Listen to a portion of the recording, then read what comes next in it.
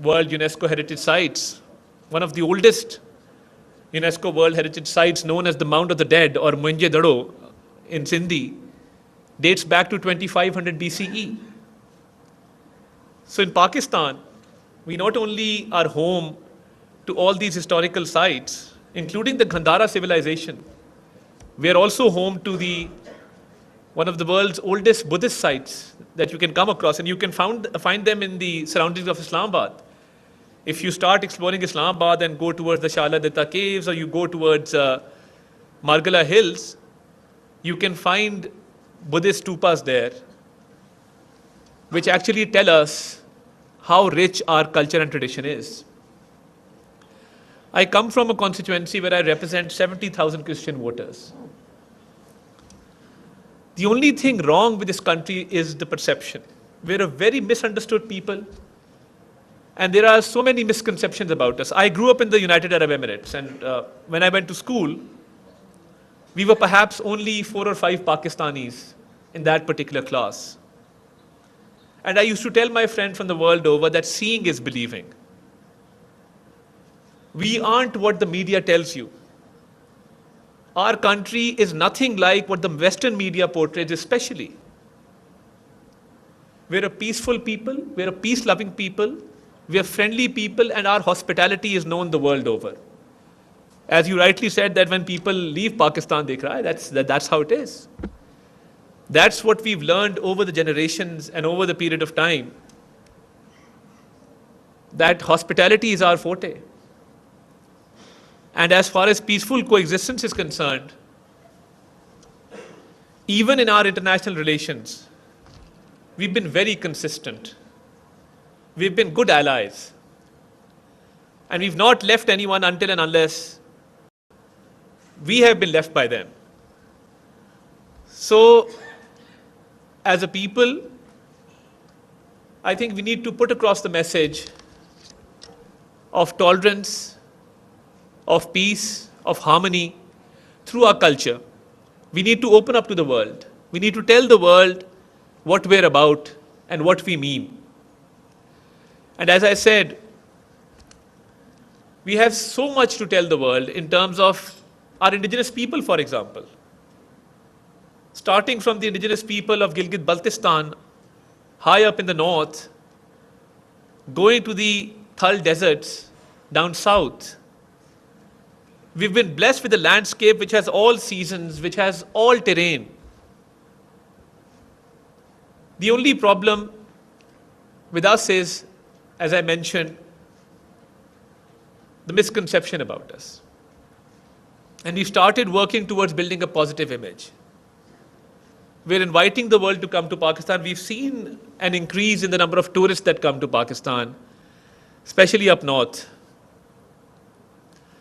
And every delegation, because we've had so many foreign delegations coming to Pakistan, we were privileged enough to host the Shanghai Cooperation Organization Summit, and a summit of this stature after almost 27 years. People who come to Pakistan, they leave with good memories, they leave with fond memories, and their perception about Pakistan, it takes a 180-degree turn from what they believed and what they believed after seeing, because seeing is believing. And as I mentioned, I represent 70,000 Christian voters. So every Sunday, when I attend a mass or I'm there discussing several issues, there also lies, as far as religious harmony is concerned, there also lies the problem of misconceptions and misunderstandings. Because someone who preaches violence, someone who preaches intolerance, someone who preaches that we should quarrel with each other is not a friend. We must know the difference between friend and foe. Because our religion does not teach us intolerance. And when I was contesting the elections, I went into these thickly populated Christian localities, and I could sense fear in the eyes of the people. And I said, you know what? I'm going to conduct an open mic. I'm going to sit here in the middle of the intersection for 3 hours, and I want you to come up to me and ask me any question that you want. You see, dialogue is the way forward. Opening up is the way forward. Talking is the way forward. And wasn't easy. I had to face very tough questions. But through reasoning, through logic, and by addressing the core issues, I was able to gain their trust. So, building a positive image, eradicating misconceptions, always happens through dialogue. There is no problem in the world that you cannot solve without dialogue. Dialogue is the key to every problem. Dialogue has solutions in everything. And when we talk about our diversity here in Pakistan and the diverse people that coexist in Pakistan, I think we need to bring in an air of positivity. And as the government, we're totally committed towards this cause. And I often tell not only government officials, but people we meet in the private sector to be ambassadors of Pakistan, to carry a good message of Pakistan. Because so many diverse cultures, so many diverse languages, so many diverse backgrounds, and so many indigenous people that still exist in Pakistan.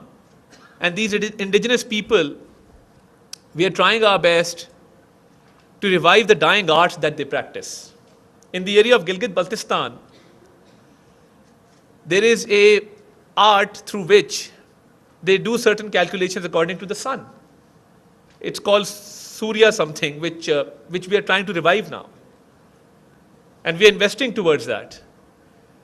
And I would also like to express my gratitude to all our partners, especially the Aga Khan Development Network, which has done such wonderful work for the indigenous people in all these areas.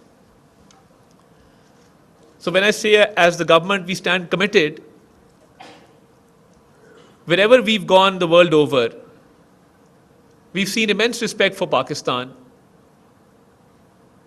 The emphasis needs to be on portraying and amplifying this message, because you see, we are living in a very polarized environment.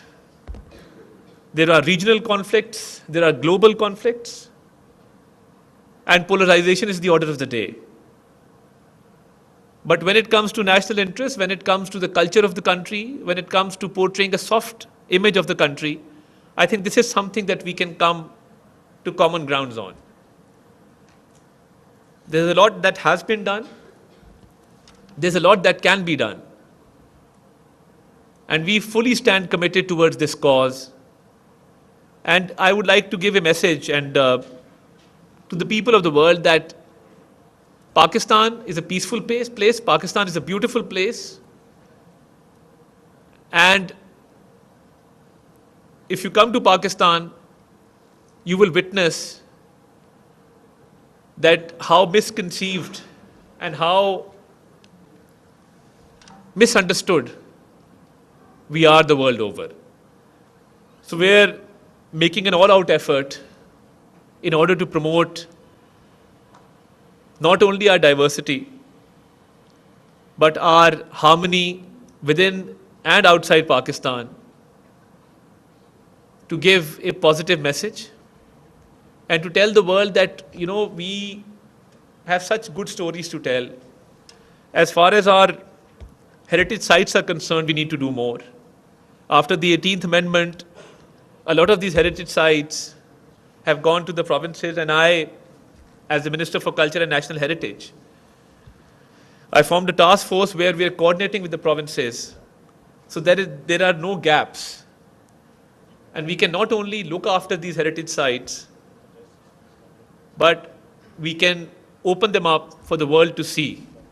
We're also working on a virtual museum, a virtual tour of these places. A website is being made in this regard. We're making a portal, a digital portal, So people can, by the click of a button, access these places and see who we are and what we are as Pakistanis. I thank you. I've taken a lot of your time. I just wanted to put out these few words as the Minister for Culture. And I think we have a very bright future as far as our diversification, our culture is concerned, our traditions are concerned.